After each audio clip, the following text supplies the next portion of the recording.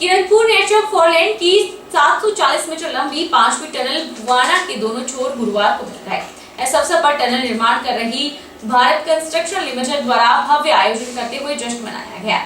NHAI के project director Varun चारी सहित गावर company के अधिकारी और कर्मचारी भी इस दौरान उपस्थित रहे।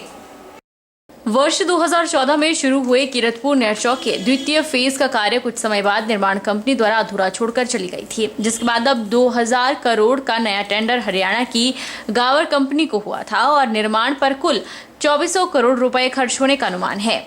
भुवाना टनल का कार्य भारत कंस्ट्रक्शन कंपनी द्वारा किया जा रहा है। तय समय पर अब टनल नंबर 5 के दोनों छोर मिलने के बाद सभी अधिकारियों और कामगारों ने जश्न मनाया है। NHAI के प्रोजेक्ट डायरेक्टर वरुण चारी द्वारा टनल का रिबन काटकर शुभारंभ किया गया और निर्माण कंपनी भारत कंस्ट्रक्शन सहित सभी कामगारों को बधाई दी गई। 740 मीटर लंबी भुवाना टनल के दोनों तरफ के हिस्से मिलने के बाद अब आने वाले कुछ महीनों के बाद फोरलेन सड़क डेहर से लेकर पुंग सुंदरनगर तक यातायात के लिए उपलब्ध होने वाली है। ऊना जिला में वैश्विक महामारी कोरोना का संक्रमण एक बार फिर बढ़ने लगा है। पिछले कल ही 11 नए मामले सामने आए हैं।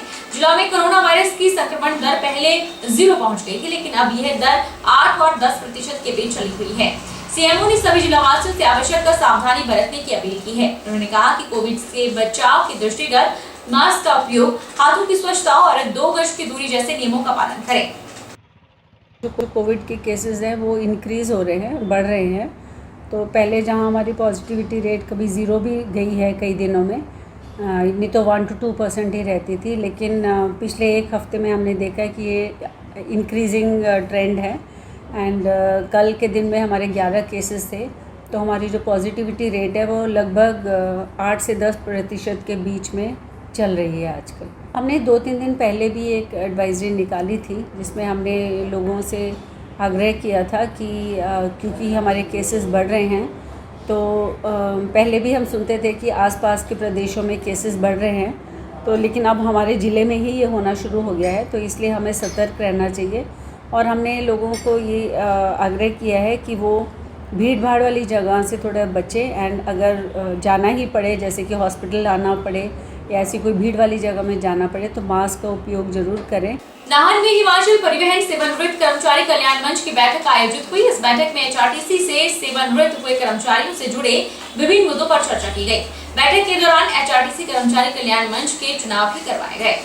HRTC सेवानिवृत्त कर्मचारी कल्याण मंच के महासचिव हरशरण शर्मा ने बताया कि बैठक के दौरान सेवानिवृत्त कर्मचारियों ने फरवरी 2022 तक सभी वित्तीय लाभ देने के लिए सरकार का आभार जताया। वहीं उन्होंने कहा कि मेडिकल बिलों के भुगतान के लिए सरकार ने 110 करोड़ की राशि जारी की है और उम्मीद है कि जल्द लंबित पड़े मेडिकल बिलों का भी भुगतान कर दिया जाएगा। उन्होंने ये भी कहा कि सेवानिवृत्त कर्मचारी कल्याण मंच नाहन के चुनाव में एक बार फिर से पुरानी कार्यकारिणी को दोबारा से एक कार्यभार सौंपा गया है। वही समिति, वही कमेटी जो पूर्ववर्त में काम कर रही थी, वही अगले कार्यकाल तक काम करती रहेगी और इस पर सबकी सहमति है। और इसी के साथ सरकार का ये धन्यवाद किया गया है कि उन्होंने फरवरी 22 तक जो है लीव इनकैशमेंट, रिटायरियों का पैसा, ग्रेच्युटी वगैरह जारी कर दिया गया है और जल्द ही मेडिकल और 110 करोड़ रुपया जो जारी किया है वो हमें अभी मिल जाएगा। सिरमौर जिले में जरूरतमंद लोगों की मदद के लिए दशमेश सेवा सोसाइटी ने हाथ बढ़ाए हैं। दशमेश सेवा सोसाइटी द्वारा स्थापित किए गए रोटी बैंक ने नाहन में आज जरूरतमंद और गरीब बीमारी से ग्रसित लोगों को राशन किट उपलब्ध करवाए। दशमेश सेवा सोसाइटी के सचिव अरविंदर सिंह ने बताया कि करीब 3 दर्जन परिवारों को राशन किटें उपलब्ध करवाई गई, जिनमें आटा, चावल, दालें, चीनी, नमक, रिफाइंड तेल और अन्य आवश्यकता का सामान उपलब्ध है। उन्होंने बताया कि दशमेश रोटी बैंक का प्रयास है कि वह प्रत्येक जरूरतमंद व्यक्ति को हर संभव मदद करें। मुख्य रूप से सोसाइटी की कोशिश है कि विधवा, अपंग और गंभीर बीमारियों से ग्रसित लोगों तक मदद पहुंचाई जा सके। उन्होंने बताया कि दशमेश रोटी बैंक पिछले करीब 5 सालों से निरंतर समाज सेवा में काम कर रही है और सेवा का यह कार्य लगातार जारी रहेगा। आज दशमेश रोटी बैंक की तरफ से हमने 40 जरूरतमंद लोगों को राशन बांटा है, जिसमें हम लगातार 5 साल से सेवा कर रहे हैं। इसमें हम लगातार गरीब लोगों को राशन उपलब्ध करा रहे हैं, जो भी उनकी संभव मदद हो सकती है वो कर रहे हैं। इसमें हम राशन में आटा, चावल, दाल, चीनी, घी वगैरह सब उनको को वितरित करते हैं। पूरे महीने का राशन वितरित किया जाता है। चल के किसी भी कोने में हो, हम वो कर रहे हैं। बिलासपुर में एक बार फिर मूसलाधार बारिश ने कहर बरपाया है। बिलासपुर में शुक्रवार को हुई बारिश का पानी सड़कों पर बहता नजर आया। वहीं दूसरी ओर बस अड्डा के समीप ड्रेनेज सिस्टम पूरी तरह से फेल पाया गया। बस अड्डा भी बारिश के पानी से लबालब भरा रहा, जिससे यहां से गुजरने वाले लोगों को भारी समस्या झेलनी पड़ी। बिलासपुर बस स्टैंड के पास ड्रेनेज सिस्टम न होने से सड़कें दलदल बन चुकी है और प्रशासन की लापरवाही भी सामने आई है। बस अड्डा के पास बारिश के दौरान लोगों का गुजरना किसी समस्या से कम नहीं होता। अपने गंतव्य तक पहुंचना लोगों के लिए परेशानी भरा रहता है। इस बरसात में ही इस तरह की समस्या हुई है। बस अड्डा के समीप टैक्सी स्टैंड में बारिश का पानी इकट्ठा होकर एक खड्ड का रूप धारण कर लेता है, लेकिन इस समस्या के समाधान के लिए ना प्रशासन ना ही नगर परिषद गंभीर दिखाई दे रहे हैं।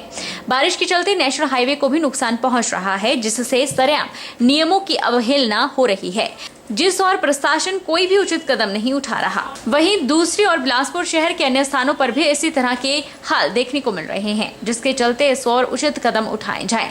वहीं लोगों ने जिला प्रशासन और नगर परिषद से आग्रह किया है कि इस समस्या के समाधान के लिए उचित कदम उठाए। मैं बिलासपुर प्रशासन से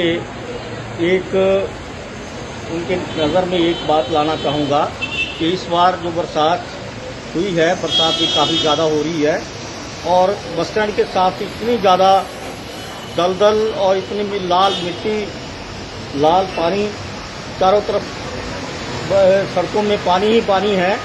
तो प्रशासन से अनुरोध है कि इसका कुछ निराकरण किया जाए, नालियां प्रॉपर बनाई जाएं और लोगों की समस्याओं का समाधान किया जाए। ये मेरी आपसे जिला प्रशासन से अनुरोध है कि बरसात के इस मौसम में जो दिक्कतें बच्चों को, बुजुर्गों को और दूसरे आने जाने वाले जो यात्री हैं उनको जो आ रही है उसका समाधान किया जाए। बहरहाल बुलेटिन में इतना ही। आप देखते रहिए HP24।